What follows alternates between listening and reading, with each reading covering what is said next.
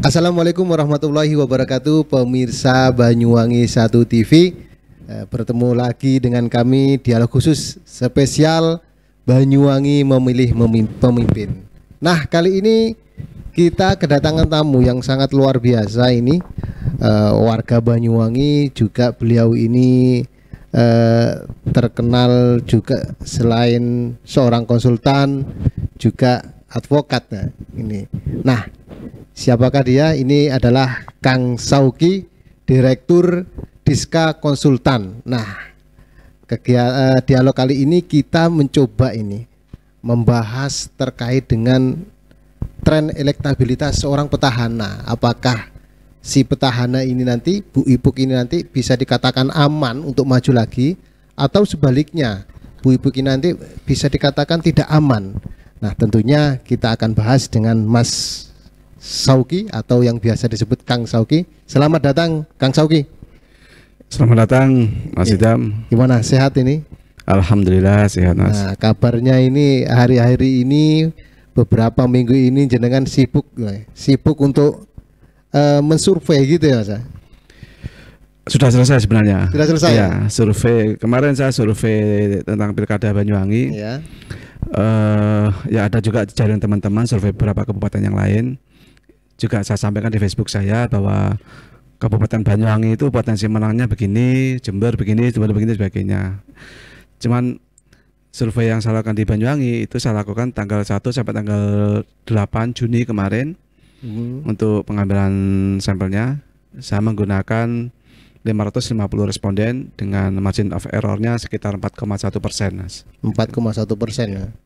Termasuk sebenarnya semua ya, hasil surveinya ini calon bupati dan juga Bupati Banyuwangi si petahana gitu. Iya, jadi kan yang kita survei ini kan petahana dan penantang. Penantangnya. Jadi dalam elektabilitas murni yang berdiri sendiri saya mengambil sampel 16 nama. 16 nama itu mulai dari petahana Bu Ibu ini sampai beberapa orang lainnya. Ada tokoh-tokoh di situ yang menurut saya tokoh-tokoh ini berpotensi maju sebagai calon Bupati Banyuwangi di 2024. Nah, dari 16 nama ini temuannya juga saya tidak terkejut sebenarnya, tapi bagi saya kok seperti ini gitu loh. Tidak ada perubahan seperti itu. Berarti ini saya dengar kabar ini Mas Sauki ini mengatakan bahwasanya si petahana ini nilainya tidak aman gitu, bener nggak Mas? Yang ramai kan seperti itu. Ya, saya mengatakan di mana-mana. Kemarin juga ketika di salah satu kantor partai saya talkshow, saya katakan bahwa Bu Ibu ini lampu kuning seperti itu. Ini partai yang kemungkinan besar akan mengusung Bu Ibu, malah di kandangnya mereka saya bilang begitu. Karena bukan apa, ya kalau data bilang begitu ya saya bilang apa adanya gitu Mas. Contoh begini saja lah, 2010 saya mau flashback 2010 survei yang saya ketahui waktu itu Bu Ratna itu unggul. Pak Anas itu runner up beliau. Cuman tidak aman Bu Ratna itu. Maka sewornya ketika ditanya hasil surveinya, Pak Anas waktu itu selalu ngomong, tanya Pak Denny JA, tanya Pak Denny JA. Beliau tidak pernah ngomong angka. Karena kalau ngomong angka di saat seperti itu bisa membuat psikologi orang-orang partai itu tidak pede gitu loh. Karena nilainya Pak Anas masih di bawah Bu Ratna waktu zaman segitu. Maka ada berbagai tragedi yang kemudian Bu Ratna bagaimana tidak jadi calon kan begitu. Karena kalau Bu Ratna jadi calon ketika itu ada potensi Bu Ratna menang. Hanya saja waktu itu yang saya pahami Bu Ratna di bawah 50%. Itu potensi unggul tapi potensi kalahnya juga besar. Begitu. Tapi kan kalau amannya jangan jadi calon kan begitu kan. Maka ada tragedi yang dukungan Golkar tidak masuk dan sebagainya, itu 2010. 2015 saya juga survei Pak Anas, elektabilitas ketika itu kalau tidak keliru 76%. Saya bilang kepada orang yang waktu itu saya dibayar orang untuk survei, karena memang surveinya kepentingan beliau. Saya bilang bahwa ketika Pak Anas dengan nilai segini, Pak Anas ini tidak usah kampanye, tidur, jalan-jalan kemana-mana, dia tetap menang. Jatuhnya dengan suara orang yang belum menentukan pilihan lebih kurang ketika itu sekitar 20%, jatuhnya Pak Anas ini mentok di angka 55%. Artinya kalau head to head pun si calon yang ngontrak saya ini untuk survei dia maksimal dapat 45% kan begitu, tetap kalah gitu loh. Kalah. Nah, tanya ke saya, pokoknya bagaimana caranya biar terdegradasi, biar kalah gitu. Di temuan survei ini waktu itu ada dua, satu kena OTT gitu kan. Kalau cuma isu saja tidak mempan waktu itu. Pak Anas begitu kuat waktu itu ya. Yang kedua isu asusila waktu itu. Itu hasil survei saya seperti itu. Persoalan nanti kemudian orangnya menjalankan rekomendasi itu tiba-tiba muncul isu Azhar dan sebagainya, wallah alam ya, itu urusan mereka kan begitu kan. Tapi indikasi-indikasi ini adalah sebenarnya alarm bagi setiap orang yang mau nyalon bupati. 2020 juga begitu. 2020 petahana itu ketika itu orang anggapnya Mas Yusuf kan begitu ya. Tapi sebenarnya dalam survei yang dianggap petahana itu adalah keluarganya Pak Anas. Jadi Bu Ibu meskipun pendatang baru ketika itu dianggap petahana. Nah Bu Ibu ketika itu seingat saya surveinya 33% elektabilitasnya. Iya 33 atau berapa. Hanya saja Mas Yusuf ini waktu itu stagnan surveinya. Tapi dengan hanya 33 Bu Ibu ini punya peluang kalah gitu loh. Kemungkinan kalah. Nah, saya kemudian coba menawarkan ke Mas Yusuf beberapa alternatif gagasan sebagainya. Tapi nampaknya Mas Yusuf lebih memilih beberapa gagasan dari pihak lain gitu kan. Tidak masalah. Saya hanya mengamati kemudian saya tidak terlibat di dalamnya. Dalam pengamatan saya ternyata pergerakannya Bu Ibu ini lamban, pergerakannya Mas Yusuf juga lamban gitu. Tapi ada faktor X di sini. Ada booster. Kalau dalam film-film balapan itu ada NOS gitu kan ya. Apa faktor X-nya yang bisa jadi booster jadi NOS-nya itu? NU gitu kan itu. Kalau NU ini mau turun secara langsung, maka ada potensi Mas Yusuf menang. Nah, saya ngomong begitu itu ke beberapa orangnya Mas Yusuf, itu lebih kalau tidak salah sekitar bulan Agustus September mungkin ya. Karena itu masih ada waktu. Cuman sangat disayangkan NU ini vulgar terjun langsung ketika pilihan kurang berapa minggu waktu itu ya. Dan itu tidak nutut waktunya. Tidak nutut. Saya ngomong ketika itu bahwa Bu Ibu di riset saya selisihnya 8%. Di mana-mana Pak Anas waktu itu di depan saya juga ngomong selisihnya 18 sampai 21%.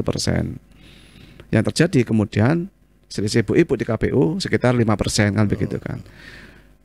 Jadi yang maksud saya bicara begini, data survei itu kan data ilmiah Mas. Iya. Angka-angka itu mau kita arahkan seperti apa, mau kita buat seperti apa, ini kan warning, alarm bagi siapapun lah. Contoh per hari ini saya di mana-mana ngomong Bu Ibu kemungkinan besar kalah, Bu Ibu potensi kalah hari ini. Angka-angkanya mengatakan Bu Ibu tidak aman gitu. Itu kan tadi saya bagi sampean. Elektabilitas terbuka dan tertutup Bu Ibu itu hanya 37%. 37% saat ini ya. Saat ini. Survei yang terbaru. Ya. Elektabilitas Bu Ibu 37%. Penerimaan kembali ketika orang ditanya kalau Bu Ibu ini nyalon lagi sebagai calon Bupati Banyuwangi, sampai milih apa enggak gitu. Itu hanya 26%. 26%. Iya, lebih kurang dengan kembalinya. Tingkat ini apa kepuasan mungkin? Kepuasan atas kinerja ya. Karena petahana ini adalah orang yang dinilai dari kinerjanya. Kalau penantang orang yang dinilai dari harapannya kan begitu kan. Program yang ditawarkan. Program ditawarkan. Nah, di temuan saya itu hanya lebih kurang 50%. Kepuasannya itu. Kalau lembaga lain bicara 70 sebenarnya saya tidak tahu ya. Ini di saya dan ini linear Mas. Ketika kepuasan sekian, penerimaan sekian, elektabilitas sekian, ini linear. Akan aneh ketika kepuasannya 50%, elektabilitasnya itu 70%. Ini berarti datanya fiktif atau datanya salah seperti itu. Tapi ini linear, maka wah ini bahaya ini, lampu kuning Bu Ibu ini. Kalau tidak hati-hati alamat kalahnya besar, Ya. gitu. Kalau saya lihat di sini memang hasil dari Direktur Diska Konsultan, saya bacakan Mas ya. Ikut tingkat Monggo, Mas. popularitas ini 97,5% ya. Popularitas, iya. Untuk tingkat kesukaan 83,6%. Tingkat kepuasan ini 49,1%. Tingkat penerimaan kembali 26,5%. Nah, ini kalau menurut Kang Sauki ini nilai yang tidak aman ya, terutama dinilai tingkat penerimaan kembali atau tingkat kepuasan. Seharusnya seorang petahana ini nilai amannya berapa, Mas? Jadi kalau bicara survei ini kan kiblatnya Amerika ya. Iya. Di mana-mana kiblatnya Amerika kalau bicara survei. Di sana itu ada lembaga yang rutin membuat exit poll, namanya polling report, Mas. Jadi dia membuat aturan, namanya itu incumbent rule, aturan incumbent. Incumbent itu jangan dinilai dari poin atau angka elektabilitas, jangan dinilai dari situ. Incumbent itu yang harus dinilai adalah angka hasil kinerja. Seperti itu, hasil kinerja. Saya kemarin juga melakukan survei atas kinerja Bu Ibu, dan itu saya saya pilah satu persatu. Saya jadikan dari janji kampanye beliau yang kemarin 2020 itu, saya pilah jadi 25 program. 25 program ini saya survei satu persatu. Hampir rata-rata itu di angka 50%, Mas. Untuk setiap program kinerjanya? Hampir semua. Semua. Secara rata. Ya ada yang 70%. Orang menganggap, saya tanya rasio keberhasilannya berapa begitu ya. Saya buat rasio keberhasilannya itu bahkan ada yang 37%, ada yang 47%, ada yang 74%. Kalau di rata-rata di prorate itu lebih kurang 50-an. Hampir sama dengan tingkat kepuasan secara umum. Ini kan saya tanya secara umum. Tingkat kepuasan. Bahasanya bagaimana menurut Bapak Ibu kinerja pemerintahan hari ini? Puas, sangat puas, tidak puas dan sebagainya. Nah, tingkat kepuasan itu adalah penjumlahan dari sangat puas dan puas. Jadi itu dianggap tingkat kepuasan. Itu 49 kan begituan. Anggap 60%. Karena temuan saya itu sekitar 50% dari 25 program itu. Ada yang dianggap gagal, ada yang dianggap sangat berhasil. Nah, ini adalah kunci. Kalau petahana ingin menang kembali, ya ini di-push. Kalau kalau lawan penantang ingin memenangkan, ya ini yang diolah. Yang diolah ya. Data-data ini. Dan sejauh yang saya pahami, belum ada satupun penantang Bu Ibu ini yang punya data-data seperti itu, membuat riset seperti itu. Semuanya sibuk kampanye, cari rekam sebagainya. Padahal bukan begitu. Cara kerjanya itu tidak begitu. Tetapi secara petahana sendiri ini sudah menyadari ya, sehingga kalau kita lihat ini program-program petahana sudah mulai digenjot di akhir jabatannya. Apakah seperti itu? Mereka sudah sadar itu mungkin, Mas?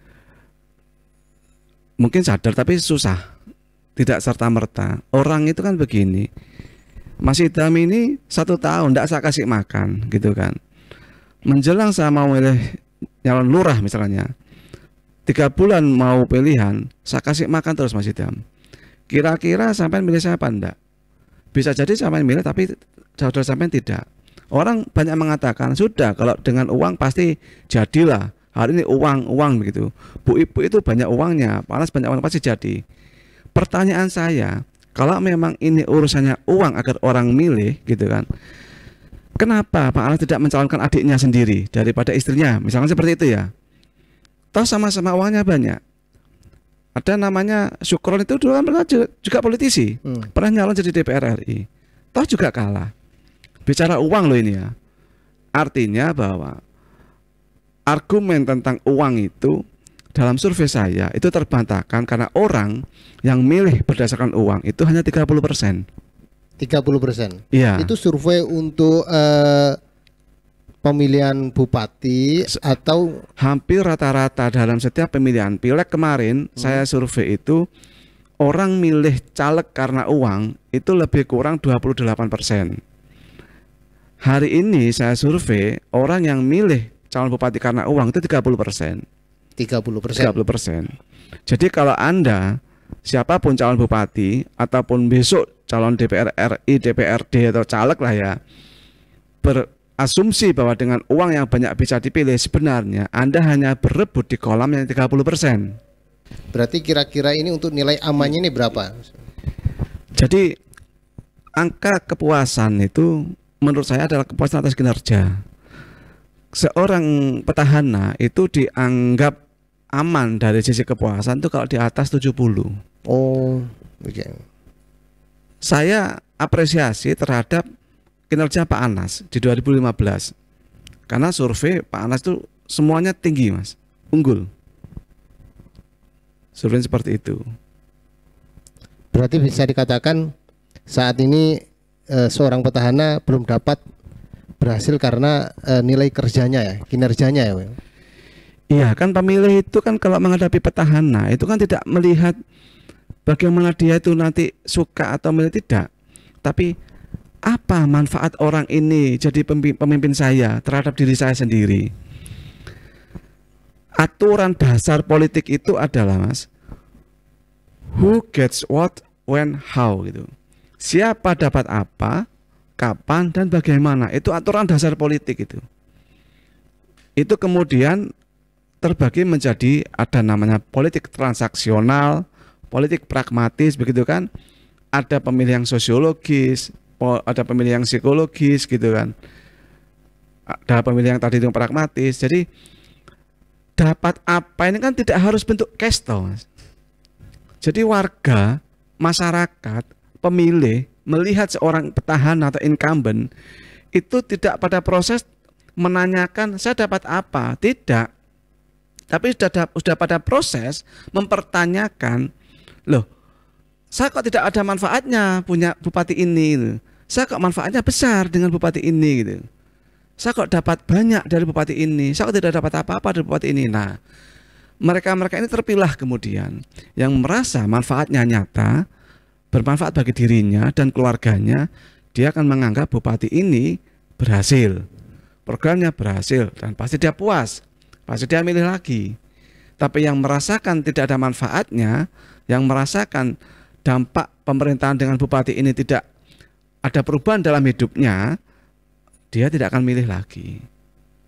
Itu yang membuat tren elektabilitas seorang petahana saat ini 37 ya. Itu secara pribadi ya? Iya, kalau dibagi dengan 16 nama itu ya, hanya 37. Dan ini bahaya sekali. Sangat bahaya. Iya. Seharusnya seorang petahana ini lebih aman secara mandiri itu dia minimal itu 60 secara minimal ya. Pak Anas itu dia diukur dengan banyak nama, dia 76% loh, Mas. Lainnya tuh 0, 2, 1, paling tinggi waktu itu lawan yang kontrak saya itu hanya 5%. Paling tinggi itu. Hari ini ada sekitar 3 nama itu angkanya di atas 10%, Mas. Maka hari ini saya meyakini di balik tenangnya Bu Ibu dan Pak Anas dalam proses ini, saya yakin mereka sangat gelisah bagaimana agar nama-nama yang angka elektabilitasnya ini di atas 10% ini tidak jadi calon. Jadi diamputasi. Ada benarnya mungkin teman-teman bilang bahwa semua rekam diborong sebagainya, mungkin benar. Tapi mau berapa rupiah mereka memborong? Mau pakai uang yang mana untuk memborong? Tetapi jika semua partai ini menjadi gemuk untuk mengusung seorang petahana, kan bisa jadi nanti tren ini akan menaik, Mas.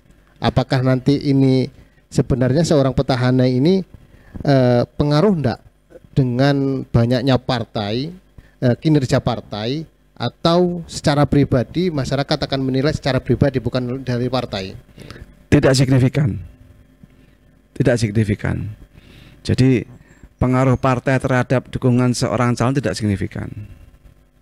Justru akan melihat pribadi ya? Ya, itu yang pasti dilihat.